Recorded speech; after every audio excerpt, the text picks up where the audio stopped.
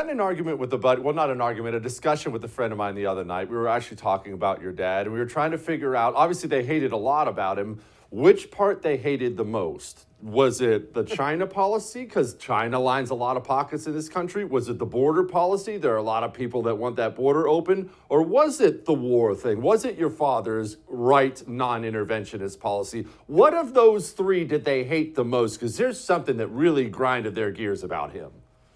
Well, I think it's that he pushed all of them. And I mean, look at what's changed. I mean, in 1 year, you can't fathom this kind of return to insanity. I mean, we're back talking about wars. There's an invasion at the southern border like we've never seen before. Millions of people coming over, and of course they are.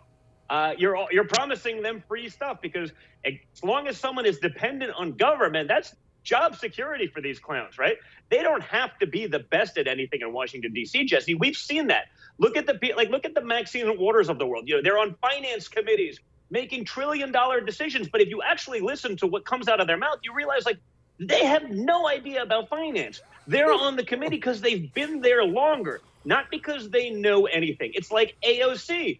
You give her a soundbite, and once you remove the chief of staff that sort of rigged the whole thing to get her in there in the first place, you're like, wow, this is truly one of the dumber people to ever set foot in government. And that's impressive. But it doesn't matter because she's got clout and a social media following. You watching the media be like, this is wonderful. Look at what AOC is doing. And then they read a little bit further I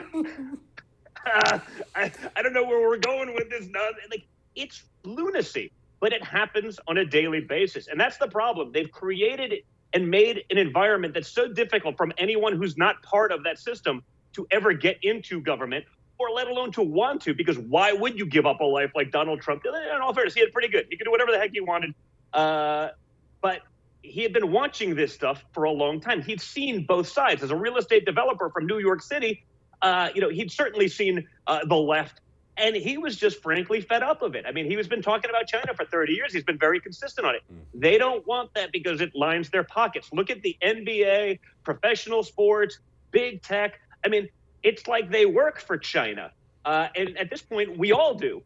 They've done that. And because a couple of guys get really rich, they're the people that make the rules. Their donors fund the people who are then implementing the other policy. And can't say anything about China. I mean, again, no one has a problem calling out Donald Trump for some mean tweets, but no one's going to say a single thing about literally a genocide going on with Uyghur Muslims. I was told that minority communities are to be protected at all costs. We should do everything except for China. You heard what's his face?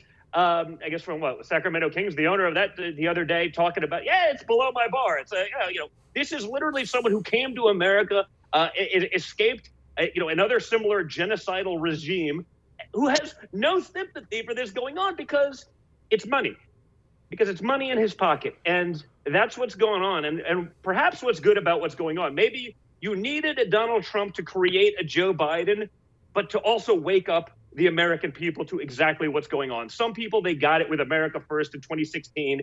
I don't think anyone, including myself, realized just how bad it is, realized that so many of the things that people talk, it's just garbage. It's nonsense. It really is. Maybe we needed that to wake up because, the view of what I thought of government and all that stuff, bullshit, Jesse.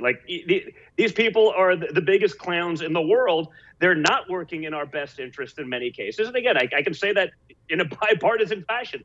One of the only things that perhaps is bipartisan in this country right now is that our politicians are screwing us. They're saddling our children with problems that they won't be able to get out from under. We're kowtowing to dictatorial regimes. And again, the rest of the world is watching. You don't have to look further than, again, Russia amassing troops on the Ukrainian border, China flying sorties over Taiwan, because they saw the disaster in Afghanistan. More information's coming about how just unprepared they were. But our generals, and you served, you could understand this.